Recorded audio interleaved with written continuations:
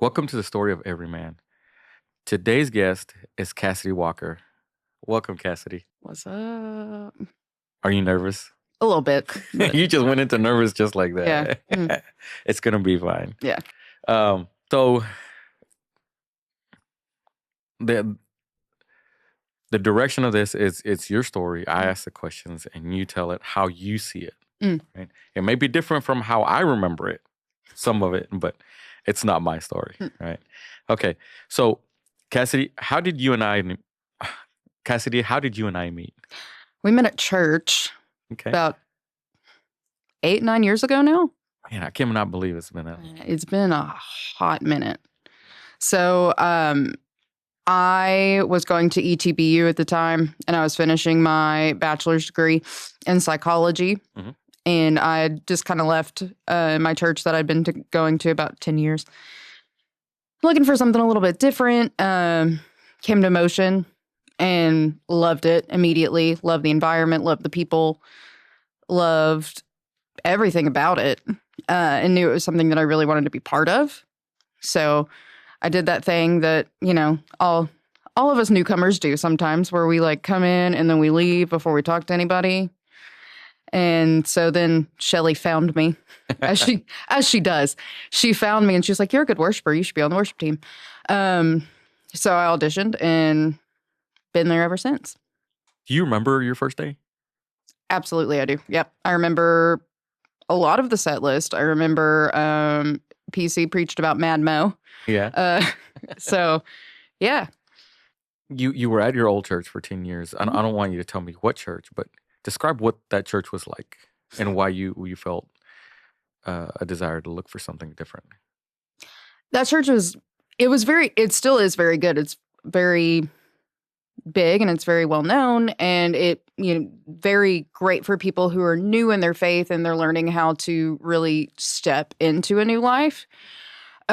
So I just felt like I, really was looking for something different, because I'd been going there all since junior high and all since high school, Right. and into college. And sometimes we get stuck in the church of like, they see you as that 12-year-old when you're 21 or, 23. And so it's hard to get out of that. Right. And really let them see you as an adult and see you as kind of this mature person who is growing in their faith and they're learning and they maybe have a little bit more experience. So sometimes it's nice to kind of step out and say, like, it's nothing to do with them and it's nothing to do with me. It's just I'm in a different phase of my life now that maybe I can benefit, or, another place can benefit from what I have to offer. Nice. And you, man, your growth in Motion has been amazing. You've been given more lead songs, and it's just phenomenal to see you grow on the production team. And man, I can't speak enough on the growth, because it just sounds amazing. Oh. So one of the cool things, well, before we go into that, let me kind of stay on this topic, and it's Motion Church. We go to the same church, Motion Church. How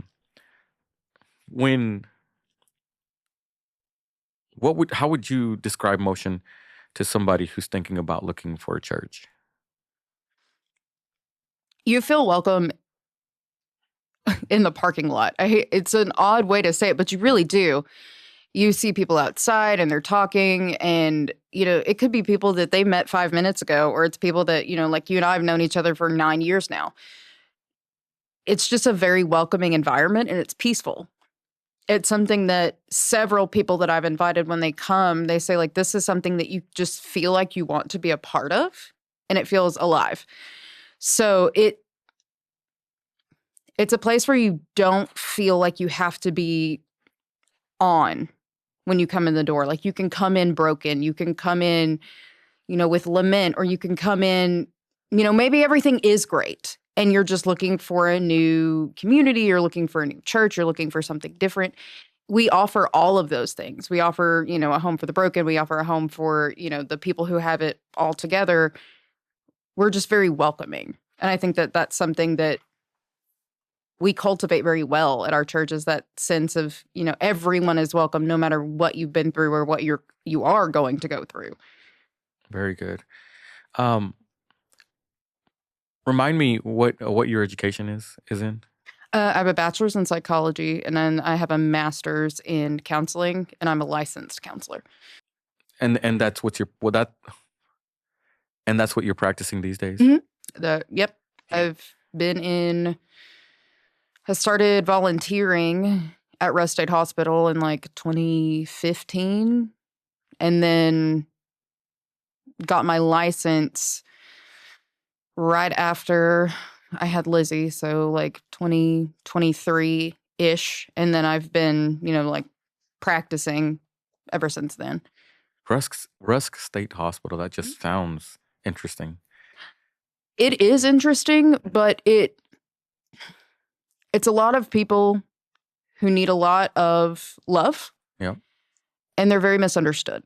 I feel like we have this connotation or this belief that, state hospitals are quote unquote like asylums and things we see in like media. And it's not true. It's very humbling to go into. When you go into a place like that, you see people who haven't had the care that they've needed in a very long time. And so you then take on that responsibility of, I'm the person that can love them and should love them no matter what. Like, you meet them where they're at. And that's something that media doesn't portray very well. Right. I think we've stigmatized state hospital. Like, we've moved it from asylum, because asylum is awful, to state hospital. That's right. Their relation. We've stuck that name now to it. That those are the kind of people that are in a state hospital now, and it's tough. Like, no matter what name we give it, we're going to stigmatize the person to it. And you're absolutely right. Has it been a growing experience for you in your career path? Oh, absolutely. I think that it definitely reminds you, kind of like biblically, we meet people where they are. Jesus always met people where they were. And that doesn't always mean that it's comfortable for us. Believe it or not, I'm not really a extroverted people person. And God said to me, counseling is the perfect job for you, which he and I conversate on it daily, just to make sure that he's sure. Because sometimes I question. But it reminds you, hey, like, it's not always going to be comfortable. The conversations that we have, the people that we meet, the people that we end up loving and really want involved in our lives, we don't always seek those people out because they're different, or maybe they're marginalized, or they don't fit the mold. Right. Amazing. I want to share so much that's about you, because I was a counselor for a long time, so it's interesting. So what you do now, having gotten your degree, how is that fulfilling to you? Absolutely. So now I go into nursing homes and I work with all of the patients there. I currently serve about 9 different nursing homes.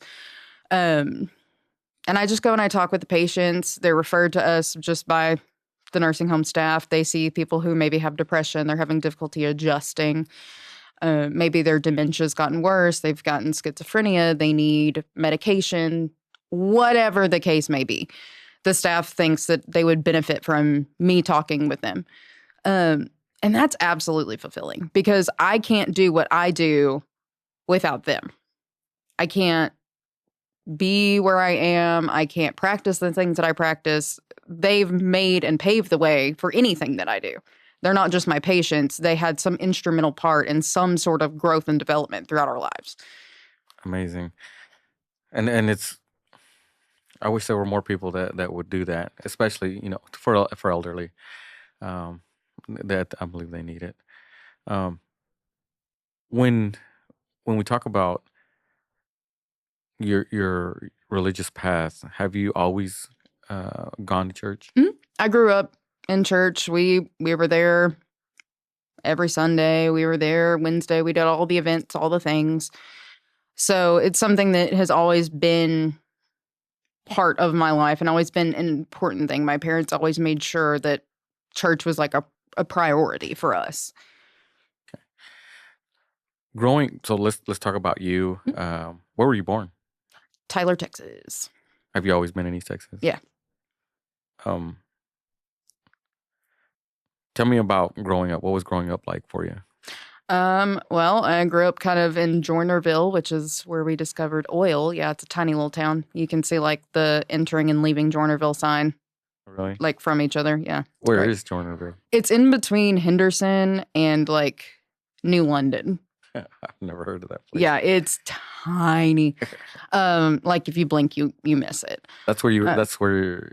That's where my parents still live. Yeah. Okay. So grew up there. I have an older brother. He's a coach.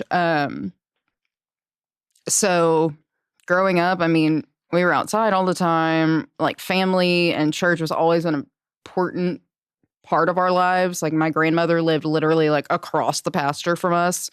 If you wanted to go to her house, like you could walk to the pasture, or you could ride over there or whatever. You could walk. Who cares? You got there. So family and church was always really important. School was important. Academics were important. We were just always supported. And I think that that's something that really helped kind of seal that confidence. The older that me and my brother both got is that, like you can do whatever God has called you to do with the support that you have. And if you don't feel like you have that support, like, how are you going to fix that? What can you do to fix that? How can you, there were different ways to remedy that. It was always how can we help make our lives better? Awesome. Did you have, or do you feel like you had any struggles throughout probably your adolescence and high school years? Oh, absolutely. One thing about mental health that they don't tell you is that sometimes it's genetic. Uh-huh. It's not always just I'm big, sad, and depressed, and it's because I just feel that way. So sometimes we have chemical imbalances in our brain. So even though I had a great upbringing, even though I had great parents, a great household, it doesn't mean that genetics don't play their part. So I do have chemical imbalances in my brain. I had depression. It's something I really struggled with. I was bullied a lot in school, just because I also had some genetic issues with my weight. I couldn't lose weight. So I was a lot bigger than I was and am now. So I was bullied a lot for that. Just also really quiet and really cared more about academics than anything else. And did sometimes the bullying trigger the depression? Oh, absolutely. Yeah. It definitely can. And it's something that it still goes on. Like I see it now with my patients that are in their 70s. The bullying is insane. I'm like, guys, we're adults. It's insane. It's insane. It's just as bad. But yeah, it can. And so, I mean, in high school, especially, just because you also, when you're an adolescent, you go through hormone changes and all the things. Your brain's still developing. So depression got terrible in high school. Yeah. So it got to the point where I would go to school, I would do what I needed to do, and I would go home. Like I didn't care about friends. I didn't care about doing anything. I didn't care about anything. I just wanted to go to school, do what I had to do, and go home. Did your parents ever recognize, like, or ask you, like, what's wrong, or Yeah. I mean, I think that, again, because it was genetic, they noticed that something was off when I was, like, 6. Yeah. Like, in kindergarten. Okay. Like, it started then. Like, anxiety and depression was always a big part. Like, I think at, like, 6 or 7, I was already seeing a psychiatrist just because my anxiety was so bad. So I think it just kind of speaks to, like, it doesn't matter what environment you grow up in sometimes. Like, you can grow up in a great environment. Like, mental health is more than just a way of thinking. Like, sometimes genetics can outrule the environment. So let me ask you this. Recently on my Facebook page, my April Fool's joke thing. Mm-hmm. How would you view? Let's just. How did you view that post about the pregnancy? And it's not going to hurt my feelings either way. I'm curious as your insight on it. Well, I will tell you this. Before I had Lizzie in 2023, Alex and I both had 4 different doctors tell us that we were not going to be able to have children. It wasn't. Did y'all keep that private, or Yeah, did y'all? we did. Okay. We kept that very quiet. Just because it was this shame almost, because you grow up and you want to be a mom and everyone wants you to be a mom, and when are you going to have kids? And oh, you got married and surely you're going to have children. So it became this almost like silent thing of like, I don't want to disappoint people because I can't have kids. So I'm just not going to tell them that we can't. And so it would turn into of like, oh, we're just, not right now, or we're enjoying being married. It was kind of deflective. So was it defeating to some degree, or absolutely, or were y'all still like, we're gonna try no matter what? It was. I mean, we had already accepted like we're gonna adopt. Okay. That's where we were. We were like, we're good with, like we weren't good with it. Like there was always this like. I kind of feel like there was a conversation of y'all talking about wanting to adopt too. Yeah. Oh yeah. We had already started talking about it. We had like, even right before I found out that I was pregnant, we had sat down and had a conversation of like, okay, when do we want to start this process? Do we want to start this process? So it was very kind of defeating and just almost shameful, because we do live in this world where like you have kids, you get married, you have kids. That's what you do. And, now we're, of course, going to a world where you don't have to have kids. And that's still kind of being stigmatized of like, no, that's what, if you're able, you should. And just, you don't have to. Right. There are other things in life that maybe that's not, like if you don't feel like that's your purpose, or maybe you feel like you need to adopt, or maybe you can't have kids, like you don't have to put yourself in that like space of, oh, there's something wrong with me. Right. So, I mean, coming from both perspectives of, I thought that I couldn't have kids, to where, like I do have a child in myself. Like I kind of have to be one of those people that's like, I see it both ways. Right. I can understand, haha, yes, it's a joke. It's April Fool's. We know that these posts are going to happen.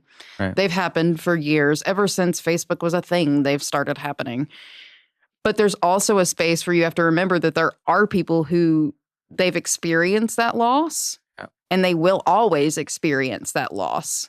And there's that like minuscule hope that you feel that you're like, all right, this is the time. I'm going to make it this time. And then you don't. Mm-hmm.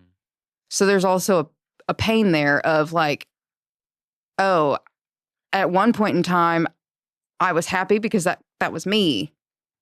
And now it's not. It almost feels like a cosmic joke. Yeah. In a way of like, oh, I'm pregnant, but I know I'm going to experience loss. Yeah. Like I can't attach to this child. I can't feel happy. I can't feel really anything. So you have to look at both perspectives. Mm-hmm. It is harmful in some ways, because you see these people that are actively trying, or, maybe they were told they can't have kids and they did get pregnant and then they had a loss, or they've had multiple losses and they keep trying and trying and trying. It's a very sensitive line. Mm-hmm. To where you have to kind of, I hate to say like, unless you've been there, yeah, just because it sounds cliche to say, but unless you've really been in that position where you have experienced that loss, or that you're going to, or that you might, like you can't fully understand the devastation that really takes on somebody, yeah. It's hard to relate. I'd have to say, full transparency with it. It's just hard to relate to the level of that makes somebody feel. Yeah. But I was gonna say, you're a man. I mean, and I try to relate it through other situations, but I'm always open to hear the perspectives. Yeah, I mean, and it's again like there's two sides to every story. Yeah, and there's a multiple ways to deal with something on both ends, and it is what it is. Yeah. So thank you for that. Yeah. So did you have any miscarriages? No. At any time? We did not. Like at that point, like no pregnancies, no nothing. Like, we were fully ready to adopt, ready to see kind of like where the path would take us. And I thought I had a stomach virus. Okay. And it turned into a 9-month stomach virus. So, oh, man. And now it's just full blown Lizzie. and now it's a 3-year-old innocent to society and training. Yeah. And so you, Alex is your husband, and you met Alex at the church. Is that correct? We did. We met on the worship team. That's amazing. And also to watch that blossom is very wonderful. That's a disclaimer, though. Like, if you go to Motion, your spouse is not guaranteed. Like, yes. Yeah, they're not all always. No, you can't like always find your spouse. Alex is such a smart man. He is. Yes. Way smarter than I could ever hope to be. And Lizzie, how old is she now? Almost 3. Almost 3. Mm-hmm. And it's just like, dude, just watching the family grow, and congratulations. Thank you. Going back to like, so you knew since you were, or your parents knew since you were young, that there were mental health issues to deal with. You dealt with them through high school. How do you cope with situations as an adult when you're going through something like that might trigger a depression? I think also, growth, maturity, and time, openly. And I tell my patients this too. Like, I'm on antidepressants. I'm on medication for my anxiety. I don't think that there's any shame in that. Like, if there's a chemical imbalance in your brain and you need store-bought SSRIs to help you with that, I think that that's okay. Do you feel like there is a stigma that is attached to that? Absolutely. Yes. And and sometimes it is therapy. It's just dependent on your type of mental illness. It's dependent on severity. It's dependent on a lot of things. A lot of things. Yeah. Yes. So sometimes therapy is the answer. Sometimes, faith is the answer. Sometimes it's a regimen of medication therapy and faith. Right. Just dependent on who you are. It's more of a maturity aspect. Like, I've learned that it's okay to be on medication, and it's okay that I'm a therapist who also sees a therapist. Yeah. You deal with heavy things throughout the day. Dealing with these things that you've dealt with in your life, do they make your ability to address situations that you come across in your career a lot more powerful because you have that toolkit? Oh, yeah, absolutely. It brings a sense of like, empathy as well, but you can walk with the person through it. Be like, I can understand how we got there. Like, it's not a healthy way that we got there. Yeah. The frame of thought and the way that we got to the things we got to, it's not healthy. But I can understand it. Right. Like, for example, you have a patient who maybe is suicidal. It's not healthy to get there. But as somebody who's experienced those thoughts and been through that and walked through that, I can say like, okay, I get it. I get how we've ended up here where this is the option. This is the best option. It's not a great option. It's not the only option, but to you right now in this moment, it is the best option. Yeah. I think we're in an epidemic of that right now in this nation. It's crazy. And and that's just one of the examples that you give, so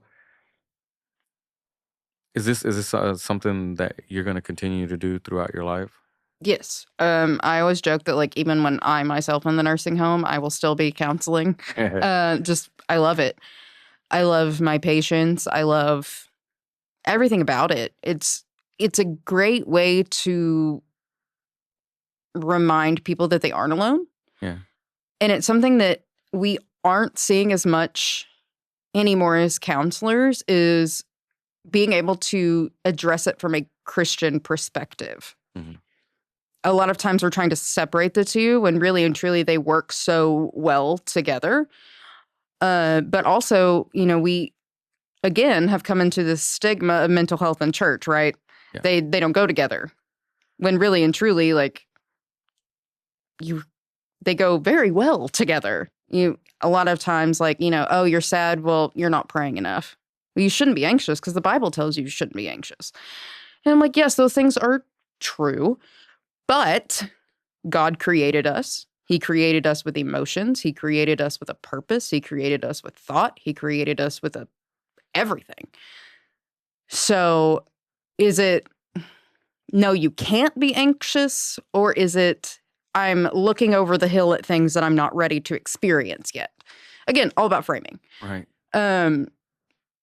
So I think that we, as a church collectively, just not our church, but like Christians in general, have really made this statement of, like, you aren't being Christian enough. You aren't faithful enough, when really and truly that's such a harmful statement, because then you're telling that to someone who's already anxious or depressed, and that's just another, well, now I'm not enough of this either. Right. Or I'm not enough, or I'm not good enough here. I think that's, I can get into tangents of these things because I'm very biased to motion, in that they listen. Right? Absolutely. So, like you said, and I'm not going to say collectively as Christianity, but to some degree, there are religious groups that will. I can't. So when I used to teach counseling and stuff, I used to always stay on the foundation of I can always talk to you about the who, what, when, where, why, and how, and how much. The why, that's up for everybody to figure out. Right. Could tell you why, but different sectors say, or just tell you that, like push the religious portion, and instead of just say, let's go find you a counselor. And like you're saying, a person who's already at this edge, all you did was just shove them right over to where they're not coming back. Yeah, absolutely. And I think that there's also an avoidance there on our part too, to say, well, like, I don't know how to help you. So if I push it off, God surely will help you. And I'm not saying that he won't, but it also, like, I feel like as the outsider in that situation takes it off of, like, now I don't have this burden. Right. Of if I say something wrong and something happens, then it's not my fault. So I'm asking you to go find the why, or maybe I don't know the why, and I'm scared of that. I've got lots of patients that tell me I'm not anxious, I'm not depressed because I have God. And I'm like, that's awesome. So when you're feeling like really sad, because, you're telling me all these things, and I've just read the diagnostic criteria of depression, and guess what, buddy? You meet it. Yeah. I understand that you have God, and that's great, but, like, what are you doing to cope when you are having these feelings? Because, like, they're still there, and you could have God, and God is awesome, but, like, what are you avoiding? Right. So sometimes I think because avoiding is a choice. Yes. And it's something that I think comes from pain too. So you also have to look at, like, again, going back to some patients in the nursing home, maybe they were really involved in their church. They had a great church community. They had a great family, everything. Maybe they came into the nursing home and they haven't had a visitor yet. And they're really, like, talking about faith every time I see them. Every time, I love God, I love the church, I love all these things, I love these people. And I'm like, okay, have you talked to them lately? No, but they're really busy. I'm like, sometimes I'm like, I think you're actually a little hurt that maybe you don't have as many visitors as you thought you would have. Like, that, what are you avoiding in that? There's a feeling and a pain there that you're trying to get me to not touch on, because you're talking about the positive things. And those are all great things. But I think sometimes we use that as if I bring up faith, they'll see me that I'm okay. Right. And we don't always have to be okay. That's kind of like when you say you go to church, like they're turning it on for you when you come in to talk to them, so that you don't see what's really going on. Exactly. Because we've associated with, if I go to church, I'm great and everything's fine. When really and truly, you've got people walking in the doors that are struggling with addiction. They're struggling with suicide. They're struggling with depression, anxiety, infidelity, whatever the case may be. And because they look at you and they say, I'm fine. And here I am, like, fully invested. They think that we'll turn away from that. And it's become a very good, I don't know if it's a discernment, I don't know what it is, to look at them and say, hey, you know, it's okay that you're not fine, right? That's amazing.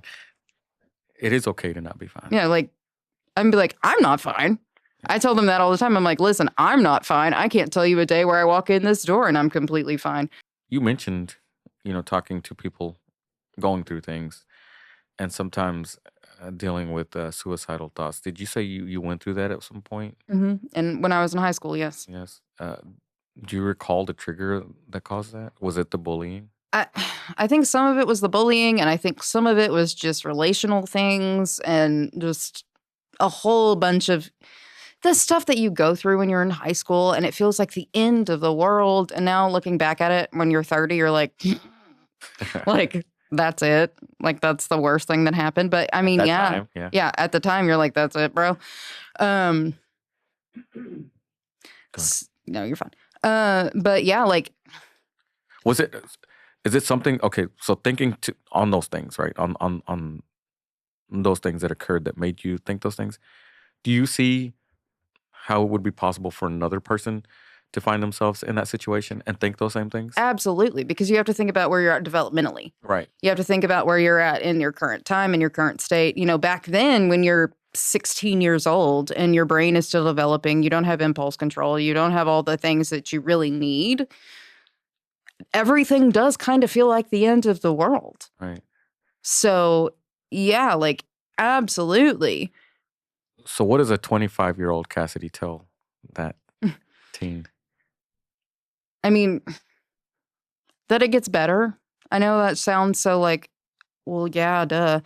But it does. Like, at that time when you're young and you live in a rural town where there's only so many people and everybody knows everything about everybody. Even sometimes they know before you know, it seems like.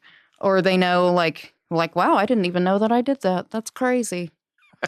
That's insane. I think that there's this reminder that it does get better. And, you know, like, the people that maybe you aren't getting along with or the people that maybe you aren't relating to, like, they will experience the same growth that you do. Like, just because maybe, like, you all don't get along now, or maybe, like, you're not the best person now, or what, you know, like, things that I did when I was 16, I look at and I'm like, yeah, you were stupid. Or like, yeah, you could have handled that better, or you should have handled that better. Like, we could all could, should all day long. Right. But at the time, with the tools that we have, the coping skills we have, the knowledge that we have, we handled it the best way we thought we knew how. The importance of that question is because there is that fraction of people that don't make it. Mm-hmm. You know, they do what they set out to do because they didn't see any better way. Oh, absolutely. And so, you know, there are other Cassidys out there that are there, and you know, hopefully they see that it gets better. I hear from you that it gets better, and they walk away from that edge, right? How close were you to that situation? I did attempt. Like, it was to the point, like, I attempted to overdose, and luckily I didn't. You know, there's also like this, again, when you're in that state, like, oh, I can't do this right either. But, you know, thank God that I couldn't do it right. And knowing that, like, hey, I could get out of that. And, you know, now that I don't think that I really would have gotten into mental health and counseling and psychology had I not gone through those hard times. Right. Because that hard time led me to go to ETBU, which then led me to change my major like 30 times because I was indecisive. But then I met my mentor that way, and he really trained me and made me into the counselor that I am today. Like, if I didn't have that low, I wouldn't be where I am now. Okay. How did you get into singing? Because my brother and I are competitive, and he sang, so I sang. Who's a better singer? I think we're both equally great. Wow, such a political answer. That is such a political answer. He will tell you he's not that good. He's way better than I am. Yeah. Yeah, he's way better. Okay. I won't push the issue. Let's see. What's been one of your biggest struggles in your entire life where you feel like God had to put his hand to help you out?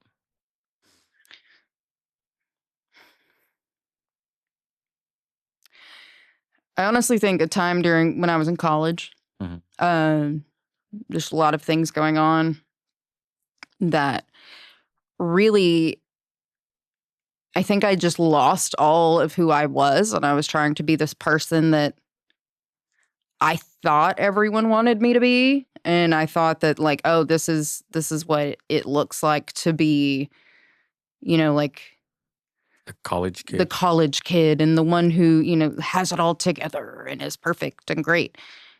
And I think I really just had to step back and say, like, I don't like this person, and I don't like who I am, and I don't like who I'm trying to be.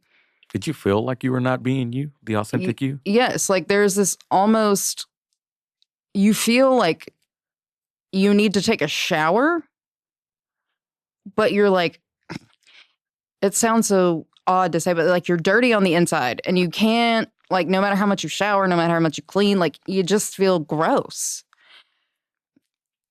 And I just felt like disgusting all the time. I was just like, I hate who I am. Mm-hmm. Like I hate everything about me, but I don't know how to fix it. Like I've gone too far into this to fix it. And so I think really being able to step back and say like, hey, I don't know what I'm doing. And I don't want to know what I'm doing. Yeah. I'm okay with that. I'm okay with not knowing who I am. I'm okay with like not being who everyone wants me to be. Do you feel like everybody has to know exactly what's going to happen every moment of their life? I think we want that. Yeah. I think it's better to not know. Yeah. Sometimes, like, I think everybody should go into a cage with a wild animal at least once in their life. You see what happens. That's a choice. But yeah, okay. So, so how did you square that away? Definitely making some hard decisions. Letting go of things that needed to be let go of. That maybe like at the time I thought, oh my gosh, I can't live without this. Like, isn't that crazy? You can. Turns out you can. There's just there are very few things that you cannot live without. It's so letting go of some of those things, letting go of like the need to feel accepted, and almost like the need to be this person that I didn't really want to be. Like, even I didn't want to be that person. Like, the whole thing just felt wrong. But I was like, but this is who I'm supposed to be. Yeah. And once I decided, I was like, like, I don't really have to be that. Like, I don't have to look this way. I don't have to be this way. I don't have to act this way. It was so much more freeing to be like, I have no idea what my life looks like now. And that's okay. Mm-hmm. Like, I feel better about that than I do about what I am right now. That's cool. I'm going to ask you one of the tougher questions I ask everybody. Have you ever been in a gang? No. Good. Just making sure. It's one of the questions I got to ask everybody. In your life, what are, like, who's made the most impact in your life success? I know Alex has played a role, but outside of Alex, who has played a really big role in your life? I mean, I would think professionally it'd be like my mentor that I met in college. How did you met him in college? Yeah, I did. He's the whole reason I changed my major. Really? What was your original major? My original major was athletic training. Oh, okay. I want to be an athletic trainer. And I sat in the athletic training room one day and I was like, I cannot wrap knees and ligaments for the rest of my life. I can't do it. I'm like, God bless the people that can. because that is a special population of people that can, and that is a whole different level of patience. Yeah. That I think that they have way more patience than counselors do. Okay. It's not me. So then I was like, I want to be a doctor. Then I saw a tube go down somebody's throat, and I said, never mind. But I was walking through one of our buildings one day, and the door was open, and Dr. Nestle was talking. He was teaching his abnormal psychology class. And I remember him saying, like, I was kind of passing the door and like haphazardly listening. And he's like, if you really want to be the hands and feet of Jesus, abnormal psychology is where you need to be. Okay. I loved abnormal psychology. Oh gosh, it's my favorite. And I stopped and I was like, so then I sat because the door was open. Yeah. I sat and I listened to the rest of the class. I was like, I have nothing to do. And I went that day and I was like, hey, I think I'm going to change my major. And of course, my mom was like, what? Like, we've already done this once. But luckily, the shift wasn't so bad. Yeah. I still ended up graduating early and added an extra minor my last semester because I was like, I'm bored. What was a minor? I have 2 minors. I have one in music and I have one in speech. Obviously. Okay. Yeah. Why? I don't know. I love speech too. Because I like it. It was fun. But yeah, like after that, like really hearing that, like, hey, there is a space for you. Yeah. Like in places where you don't think that there can be space. Like that was really, really influential, and went and, worked with him for a while. And still, like, to this day, I'll have to message him and be like, hey, so what about this? Like, this is a hypothetical question. This happens and this happens and this happens. Like, what do you do? And usually he's like, well, you know the answer. I'm like, I know the answer. I just need you to tell me that I know the answer. Which I appreciate sometimes because... I love those people that say that. Oh, yeah. Sometimes I appreciate, like, I taught you the answer to this question. Like, why are you asking? Yeah. Or you just need me to validate that you know the answer. Because we all need that. Again, yes. We need to be needed. So sometimes he pacifies that and he's like, okay, Cassidy, I'll tell you the answer this time. But he really has been very beneficial because he also used to work with the elderly population and really was like, hey, like, this is a great space for you. Like, I really think you would thrive here. And I was like, no, I would not. And he was like, no, I really kind of think you would, like, if you would just try it.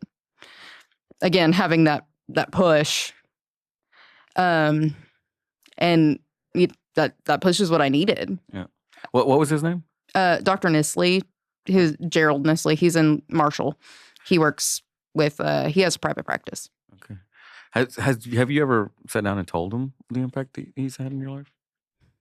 I think, like, in haphazard ways. Yeah. Like, we're very much like, hey, I appreciate you. And I know I don't tell you I appreciate you. Yeah. But I do. So I think there's that space of like, hey, like, we've both been like, hey, you're important. And I don't tell you that you're important, but I need you to know that we do that like once every couple of years, just to remind each other. But yeah, like, I don't think, like, without him and really and truly, like, him sometimes just being like, you can do better. Like, I've seen this. I've seen what you can do. You can do better. I don't think, like, I would be the professional that I am without that push. Have you been able to tell somebody that? Like, you can do better? Oh, absolutely. Oh, yeah. Now, I was not given the gift of being able to, like, gracefully say things. Yeah. That's Alex's job. I just sometimes don't say it the nicest way, and it comes off very awful. Yeah. I mean it with all the love in the world. I really do. But sometimes I'm just like, I don't have a better way to say this other than you're really not doing the top-notch job you could be doing. Yeah. Whereas Alex will tell you, he's like, you're doing such a great job. And I'm so thankful for everything that you are. And you're so awesome. Have you thought about? Whereas I'm just like, bro, just get to tell me what I need to do. Like, do you find that people not just in counseling, but people in general, to some degree, misunderstand you because of communication? Oh, yeah. Yes. Yeah. I'm told that I'm intimidating, and then I'm mean, and then I'm not nice, and I'm like, okay, like, I'm sorry. I think that's kind of like, a reflection of people that misunderstand me. Yeah, I mean, it's just like, I'm one of those people that's like, listen, I don't really have time or energy for you to sugarcoat things and compliment me. Like, just tell me what I need to do. Like, that's what I needed. I'm like, I want to help you. You want to help me. Let's do it. Like, we can spend all day long complimenting like each other. That's great. Like, we have lives to live. Like, what are some of your passions in life these days? Definitely. I still love music like I do. I love singing at church. I take vocal lessons when I'm not at church. Wow. Okay. Just once a week. That's just kind of like my me time where it's just like, hey, these are things that I need to work on and I still want to get better. Mm-hmm. You can sing since you're 3 and still say like, okay, there's things that I need to improve on and I want to be better. Yeah. You have any hobbies or anything like that? Sleeping. That I don't get enough of. No. I really like to read. Like I really do. I love reading. I love research. Mm-hmm. As just stereotypical as that sounds, like I love research. Anything like new that I can learn or any sort of like influence I can bring or new information that I can bring. It's really exciting for me. Like right now I'm working on continuing education for our company. Right. And specifically like with patients who are nonverbal. Right. How do you do counseling with somebody who can't talk? So, I mean, you can. So you're saying like teaching the staff? Or, yeah. Like we're learning how to do, we're actually creating like our own curriculum. Right. And there's different sections in that curriculum, but my specific section is over like, how do you work with patients who are nonverbal? Right. They still can take counseling. They still can get benefit from your services. It's a learning curve. Mm-hmm. You might have to use like a communication board or an Adaptivate or something. But just because they can't talk doesn't mean that they don't have feelings. And I mean, they still need to express themselves. Right. So it's been really interesting being able to step back and be like, hey, like, have you thought about like using this or doing this? Or, don't just tell them like they can't get help from you. Like you can still help them. Yeah. So people, whatever the communications portion they're lacking, they still need to be able to say, they still have something to tell you. Mm-hmm. Yeah. You just got to find that medium to do it in. Yeah. Right? I mean, behavior is communication, right? Yeah. Like I may not be able to tell you how I feel, but I can definitely show you. It's funny because I was thinking about this today is that we can, you get to talking with somebody and they'll tell you all these things and then you can watch them for like a day or two and determine if there's if they reconcile what mm-hmm. they've said mm-hmm. And what they do, Oh yeah. Like a lot of your communication is more nonverbal mm-hmm. than it is verbal. Like I can sit here and be like, I'm fine. And, like you look past the I'm fine and you see like this look on their face of like, I'm really not fine. And I need you to not push this any further. Right. Like, or they're having this pleading look of like, please ask me how I really am. Yeah. So, I mean, even your nonverbal people or people who like they've had a stroke or what, like they're still struggling and they're still really hurting. And, we kind of cast them off as like violent or, they're invalid or whatever, and they're not. So it just takes that, again, meeting them where they are and bringing in different tools and saying like, hey, we're going to try this. It's going to be kind of rocky and awkward for the first couple times. I'm fully honest with them. I'm like, listen, I may not understand what you say or this may not work. Yeah. But we're going to try. We're going to try a couple different things. If this doesn't work, we're going to try another thing. Like, you're stuck with me as long as you want to be stuck with me. That's what I always tell them. I'm like, you're stuck with me. Yeah. Like, I love you. I care about you. You're stuck with me. Is that okay?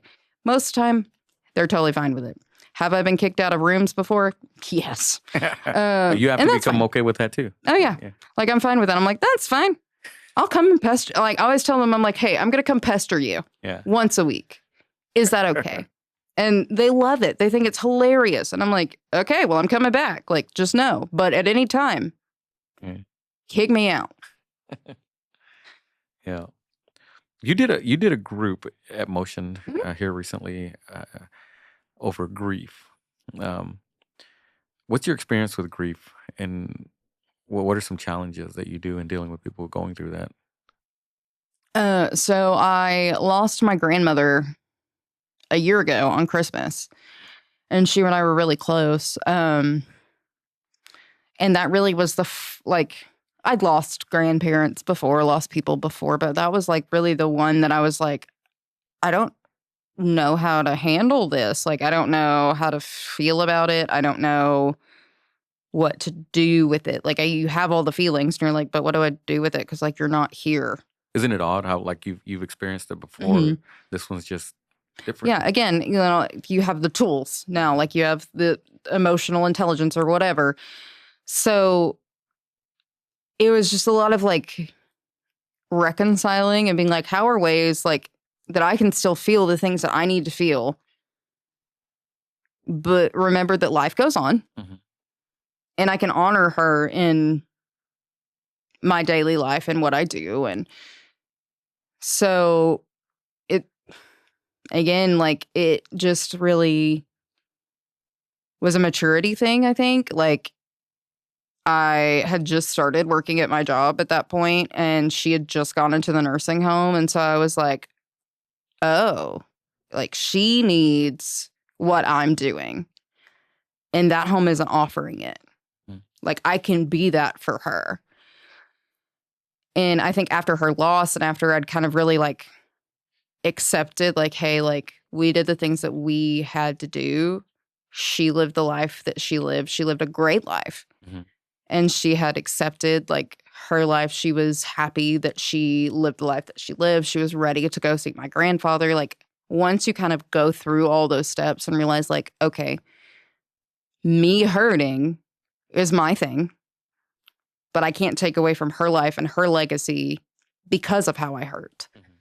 It's amazing that it changes perspectives a little bit of, yes, I can hurt and be separate outside of her life. Right. So I think that was really the whole point of the wanting to do this group, is realizing that like, hey, like the way that you hurt and the way that you grieve isn't textbook. It isn't just, like, oh, we go through this, the stages of grief and then we move on. That kind of goes back to like what I was doing with the pregnancy thing. To me, people grieving is because you hear people like get over it, like and like. And grief goes on. I mean, it is not something that you just wake up one day and it's gone.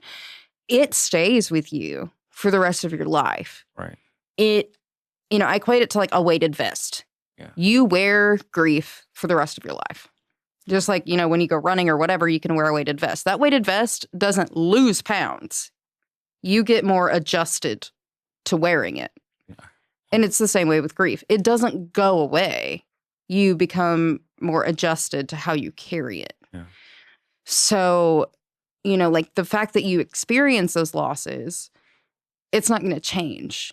How you feel about that person doesn't change. The hurt that you feel, the anger that you feel, the sadness, I wish you were here. None of that changes, but how you address it, how you deal with it, how you cope with it, that can, grow with day-to-day experiences. And some days are better than others. I mean, you wake up some days and you're like, I don't understand how I live my life without you. Yeah. It's crazy, like, because, the loss of my father when I was 12 years old, and people who deal with suicide, I tell them through experience, like, that never disappears. No. You're never not just going to not feel. Some people may. But in my experience, it's never not just going to disappear, it's there, and you just get it. Like you said, you probably said it better than I would have said it. And you get adjusted to it, and you learn to live with it. My lifelong question will always, like, if he were to sit in front of me, I would ask him why. That would be the one question I would ask him, was why. And which is crazy because it's the one question you will never get an answer to. Absolutely not. And you can sit here and, kind of hypothesize the why, or, have all of the questions, and we're not going to get an answer to it. And at the end of the day, like, you may not want to know the answer, or it may not be an answer you thought you would hear, or maybe that answer might end up being more harmful than you thought it would be. Yeah. Like, the why, like, yes, it's great, but it's not as important as, like, what? Like, what do I do now with the information that I have? Yeah. With the feelings, with the experiences, with the behavior, all of the things. What do I do with that now? And I think that there's a space, in grief to say, like, yes, I can have my feelings, but that I can also separate that and say, like, I can honor this person as well. Just because maybe I'm learning to accept their death doesn't mean I'm forgetting them. Right. Or I'm pushing them to the side, or I'm moving on. It just means that I'm learning to carry them with me in a different way. Right. And there are people who sometimes don't have the luxury to slow down and process, grief. And unfortunately in this world, we, some people immediately have to go back to work, have to go do this or that, and don't get the opportunity to slow down and really do the things that they need to do. And I think it's important that we find that time to do it, because if not, it just eats away at you. And it'll catch up with you. Exactly. I mean, physically, we know that mental and physical health are very tied together. Yeah. So you can avoid it all day long. You've got people who maybe they don't have the luxury. And then you have people who, again, go back into avoidance. Like, so my loved one died, so I'm going to go right back to work. Because if I'm at work, I don't have to think about it. So then you've got, now I'm taking sick days, or I'm in the hospital because I'm having, like, flare-ups, or I'm having muscle aches or whatever. Like, mental and physical health are so intertwined that if you don't take that time and slow down and realize and have the acceptance and the, come to Jesus moment with yourself of, it's okay for me to slow down. Like, God has a lovely way of being like, okay, I've given you the choice. I've given you the opportunity to slow down. Yeah. Let me step in. Sometimes we need that. Yeah. We need to have that moment of, like, hey, stop. It's okay to be still. It's okay to sit. It's okay to think. Like, I think that that's something that we don't consider a lot, is that Jesus himself really thought, and he processed, and he responded rather than reacted. And we live in a very fast-paced world, especially in American society, where everything is like go, go, go, go, go, and I need to grind, and I have to, get mine or whatever. And so we wear ourselves out, and then we make impulsive decisions. We make, honestly, stupid decisions. Yes. And then we have to live with that. Whereas, like, we can sit and we can respond and take that time and really reflect and say, like, okay, yeah, these are the things that I need to do. And it's okay. It's like I used to always tell my kids, because I worked with kids and adolescents before, I would be like, listen, they're called first responders. They're not called first reactors. Like, if they're called, if I call 911 and I was like, hey, I just cut myself, and they started screaming, that's a problem. But, like, the fact that they can stop and say, like, okay, well, here's what we're going to do. Right. Like, really kind of puts it in perspective of, like, it's okay to stop for a minute. Like, even in quote unquote crisis times, like, slow, steady isn't always a bad thing. Right. Man, I wish more people practice that, But anyways, thank you for that. I kind of feel like I'm I'm getting a counseling session too. Yeah. How do you, or what would you tell somebody who really wants help but doesn't know how to ask? I'd say that there's no shame in asking for help. Like I would rather you ask for help and you be here in 6 months and be completely broken than me get a call that says that you're not going to be here anymore. That's what I would much rather have. I would rather walk with you through your issue than have to hear about your issue like at your funeral. So like there's no harm in taking time away. Like a couple of months ago, like I was really going through really bad depressive spells and had to get my medications changed and all these things.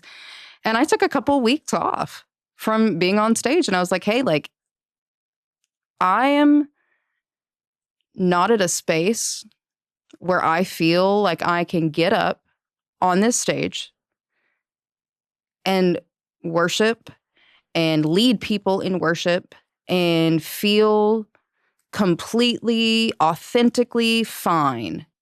I need to take some time off. I'm not in the right headspace. Like, and that's really hard to do. It's really hard to come to a person that you've known for years and say like, hey, I'm not okay. And I need to take time away to be okay.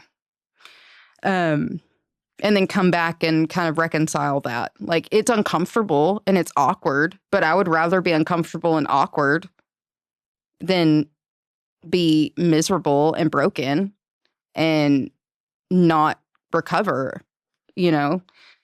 So I think that there isn't a shame in that. Like, yeah, it sucks. Like, it really does. Because, again, I'm not one of those people that wants to stop. I want to keep going and push through. And sometimes pushing through isn't always the best thing to do.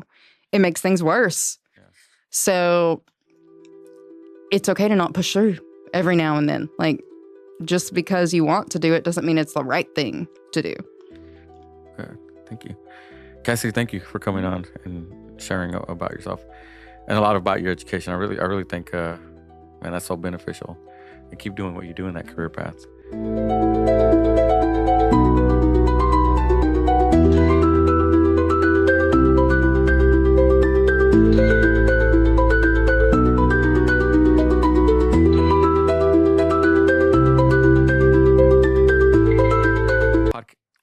At the end of every podcast, I give the person an opportunity to ask me one question.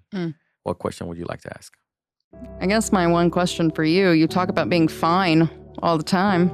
Oh, wow. Yeah, you talk about it. You talk about being fine and you're great and you're fine if nobody likes you. But how are you really, John? I'm going to give you the short answer, and that's probably not okay.